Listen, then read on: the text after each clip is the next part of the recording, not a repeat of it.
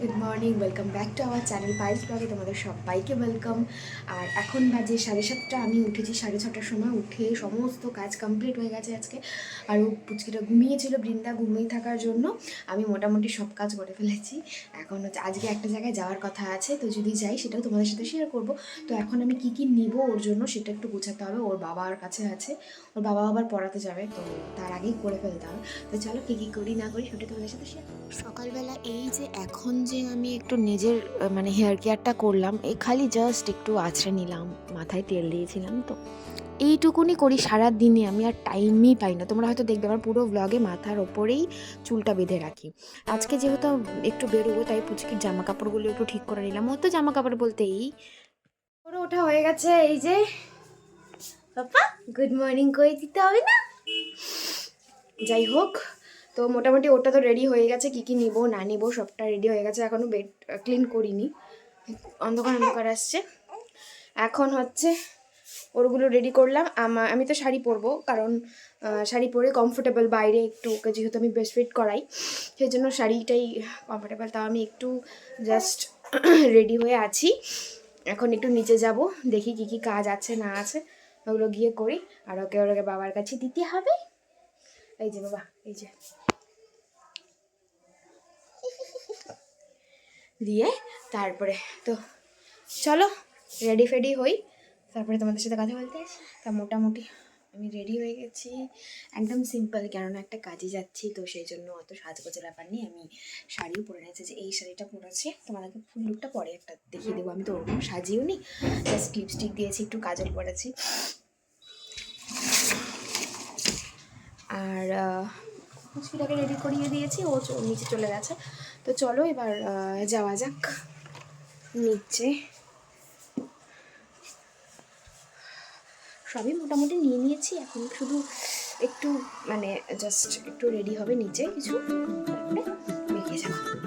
তো আমরা তো সবাই রেডি হয়ে গেছি, এই দেখো মাও রেডি, ও রেডি। এবার আমরা যাব, আমরা টোটোতে যাব, যেহেতু গাড়িতে আমি উঠতে পারছি না। আর টোটোতে যাব। আর পুচকিটারও আছে, একটু হাওয়া ঠাওয়া লাগলে ওরও ভালো লাগবে। আর দেখো না, একদম পাকা বুড়ির মতন উঠে বসে থাকে, ও একদম চুপচাপ থাকে যতক্ষণ আর কি যাওয়া, ততক্ষণ চুপচাপ থাকে। তো চলো যাওয়া যাক, পরে এসে কথা বলছি, টাটা। আমরা কিছুক্ষণ আগে চলে আসছি। এখন ওর চোখ মুখ নাক কান মানে ঘুম পাচ্ছে। চুলটা আনিস না বাবা।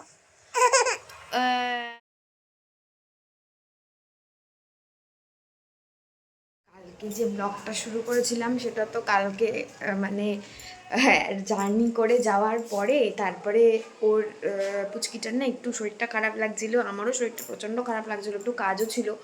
আমরা যেখানে গেছি সেখানে একটু কাজও ছিল, তো সব মিলে কালকে আর কন্টিনিউ করা হয়নি। তো আজকে এই সকাল বাজে এখন 10টা, সকাল ওই তো 10টা বাজে, এখন থেকে আমি আবার কন্টিনিউ করছি। আজকে অনেক সকালেই উঠেছি, 6:30টার সময় উঠেছি, কিন্তু মানে সেরকম কোনো কাজ করিনি, জাস্ট স্নান করেছি, তারপরে হচ্ছে একটু ফ্রেশ হয়ে খাওয়া দাওয়া করেছি। কারণ আজকে পুচকিটা আবার সকাল থেকে একটু ঘুমাচ্ছেই, মানে একটু নেতিয়ে গেছে। যাই হোক, তো তারপরে এখন ভেবেছিলাম যে জামা কাপড় ধোবো, কিন্তু বাইরের ওয়েদার হচ্ছে পুরো বৃষ্টি, বৃষ্টিতে জামা কাপড় ধুলে কখন শুকোবে, গন্ধ গন্ধ হয়ে যাবে, তো আজকে আর কিছু ধুবো না। তো এখন কিছু কাজ আছে, চলো করতে থাকি। আর পুচকিটা কী করে তোমাদের সাথে শেয়ার করছি সারাদিনে। গুড মর্নিং, আমি উঠে গেছি 6:30টায়, এখন বাজে 10:30। এই যে এটা ওর হচ্ছে সব থেকে প্রিয় খেলনা, আমার হাতের পলা। তাই তো ও বাবা, ও বাবা, এত রাগ কেন তোমার? বাবা চলে গেল, ও সোনা রে। এই জাস্ট ঘুম থেকে উঠলো, এবার ঘুম থেকে ওঠার পর আর একটু আমার সাথে খেলতে হবে, নাহলে ওর হবে না। কিছুক্ষণ খেলবে, তারপর ওর বাবার সাথে খেলবে। মানে আমরা একটা মিনিটও যদি কথা বলি, ব্যাস ওই কথা দিয়ে উঠে যায়, এতটাই ওর পাতলা ঘুম। তারপর একটু খেলে নেয়, ওকে আমি পুরো বেডে ছেড়ে দিই, ও একা একাই খেলে মোটামুটি কিছুক্ষণ। তারপরে ওর মনে হয় যখন যে না আমার এখন নিচে যেতে হবে, তখন একটু কান্নাকাটি করে। তখন মানে আমার পেটে ছিল, তখন না ওর বাবা যদি আমার সাথে কথা বলতো, ও পেটেই মানে আর কি টোটো দেখেছে যে লাফাতো। এখনও তাই, ও আজকে ঘুমিয়েছে, তো শুয়ে দিয়েছি, ওর বাবার সাথে কথা বলছি, ব্যাস হয়ে গেল ওর করে উঠে গেল। যাই হোক, এখন একটু নিচে যাই চলো, কারণ ওর এখন ঘোরার টাইম, যেহেতু বিকেলবেলা হয়ে গেছে, এখন ঘোরার টাইম। বেরোইছি। এরি বাবারি, লজ্জা লজ্জা। কি সাইকেলগুলো দেখে যাচ্ছে, সাইকেল দেখে। ওকে আমি প্রতিদিন বিকেলবেলায় নিয়ে যাই ঘুরতে। তো আজকে গিয়েছিলাম ঠাম্মার পাশে। আমাদের ঠাম্মার ওই সাইডটা দিয়ে না ভীষণ সুন্দর গাছপালা আছে, অনেকটা ফাঁকা। দেখো কত ফুল ধরেছে, খুব ভালো লাগে বিকেলবেলাটা এই সময়টা হাঁটতে। তো ওকে নিয়ে না আমি প্রতিদিনই প্রায় টাইম পেলেই আসি এই দিকটাতে বিকেলে। কিন্তু প্রচণ্ড মশা যে, এটা একটা ভয়ের কারণ। যাই হোক, এখানে এলেই তো ওই কেউ না কেউ কোলে নেবে। এখন এই আমার যে চিনি কাকি আছে, আমার দেওরের যে মা, সে এসছে ওকে নেওয়ার জন্য। এবার খালি ওর কাণ্ডটা দেখো, মানে কারো কোলে যাবে না, কারো কোলে গেলেই কান্নাকাটি। মানে আমাকে দেখতে হবে, আমাকে না দেখলে আবার কান্নাকাটি শুরু হয়ে যায়। এরপরে এসে আমি চা করতে গেছিলাম, কারণ আমার হাজব্যান্ড আর হচ্ছে আমার ভাসুর দুজনেই চা খাবে।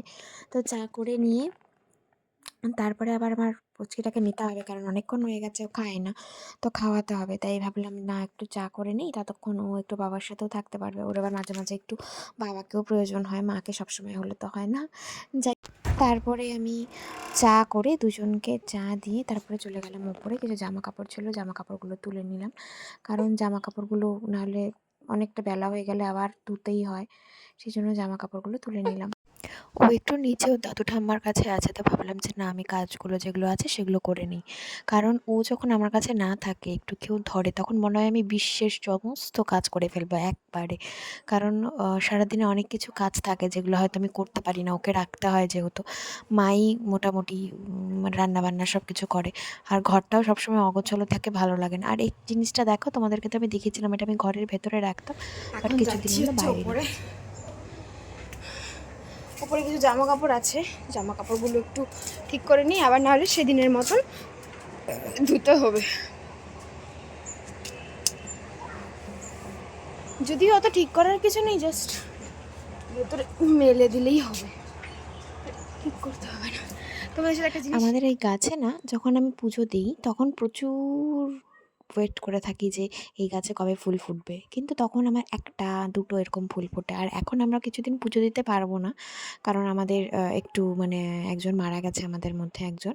তো সেই জন্য এখন গাছ ভরে ভরে ফুল হয়েছে, আর এই ফুলটা না আমার ভীষণ ভালো লাগে, এই কালারের ফুলটা। আজকে পিছনের দিকটা একটু অ্যাভয়েড করো, হ্যাঁ, প্রচুর নাইটি ফাইটি সব ধরেছে। এখন পুচকিটা হওয়ার পর থেকে না প্রচুর প্রচুর নাইটি লাগে, সিরিয়াসলি। আজকে হচ্ছে আমি মানে ব্লগটাকে কন্টিনিউ কালকে তো করতে পারিনি, তোমাদেরকে তো বললামই, এত শরীরটা খারাপ ছিল।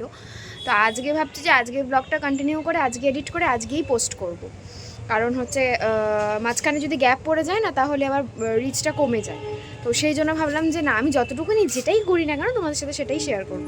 তো চলো এখন নিচে যাই, দেখি ও বৃন্দা নিচে আছে, এবার নিচে ও কী করবে না করবে সেটাও দেখতে হবে আমাকে। গিয়ে চিৎকার করছে একটু একটু, প্রচণ্ড মশা। চলো নিচে গিয়ে, এতক্ষণ ওর নিচে থাকলো, এখন ওর মনে হয়েছে যে না, এখন ওর মার কাছে থাকতে হবে, একটু পাকামি করতে হবে। ওই সন্ধেবেলার পরে ওকে একটু ঘুম পাড়ালাম, সঙ্গে আমারও প্রচণ্ড ঘুম পেয়ে গেছিলো। আর এত এখন মাথার মধ্যে এত চপচপা করে তেল দেওয়া না, একটা কেমন যেন লাগছে।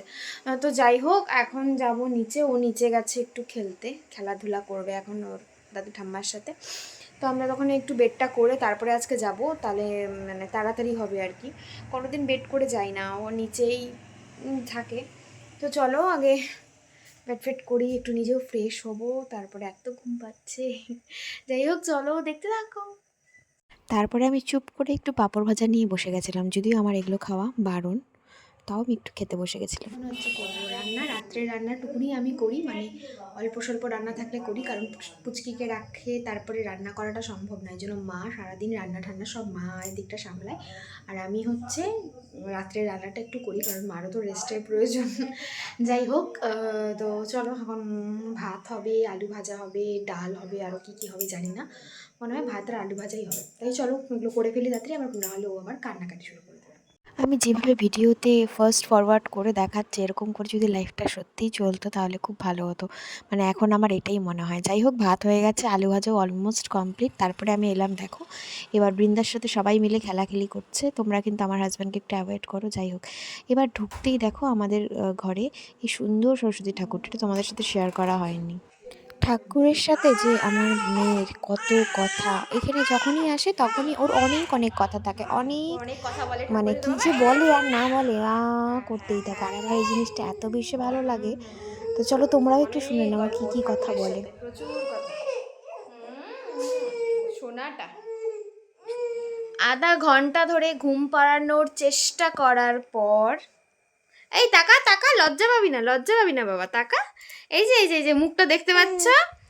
আধা ঘন্টা ধরে ঘুম পাড়ানোর চেষ্টা করলাম, পাক্কা 10:45 থেকে শুরু করলাম, এখন 10:30 বাজে। এখন হঠাৎ করে ওর দিকে তাকিয়ে দেখলাম ও আমার দিকে তাকিয়ে হাসছে। এই যে, তারপরে উঠিয়ে নিলাম। এই যে, মনে হয় এ কি ঘুমাবে আজকে। তুমি কি আজ ঘুমাবে? এই যে বুলবুল পাখি, এই যে বৃন্দা, ঘুমাবে ঘুমাবে তুমি? ওই ওই, হুম, ঘুমাবি? ঘুমাবি তুই? কোনো চান্স নেই আজকে ঘুমানোর। খাইও নি আমি এখনো। জাস্ট তোমরা তো দেখলেই যে রান্না বান্না করে এসে তারপরে ওকে নিলাম। এই হচ্ছে ওর অবস্থা। এটা হচ্ছে তোমার কি মা, কি অবস্থা? অবস্থা তোমার, অবস্থা অবস্থা। ফাইনালি যখন আমি উঠেই পড়লাম, তো এবার এখন বাবার সাথে একটু আমি খেলু খেলু করি, এই বলে উনি খেলা শুরু করে দিল।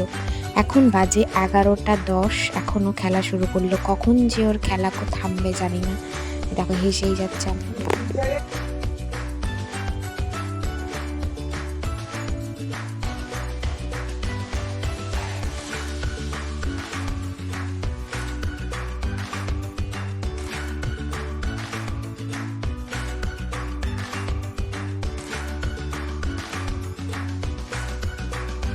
এখন মনে হয় ও অনেকটা টাইম খেলবে। তো চলো আজকের ব্লগটা এখানে শেষ করছি। যদি কিছু ভালো লেগে থাকে অবশ্যই like, comment, share and subscribe করে দিও।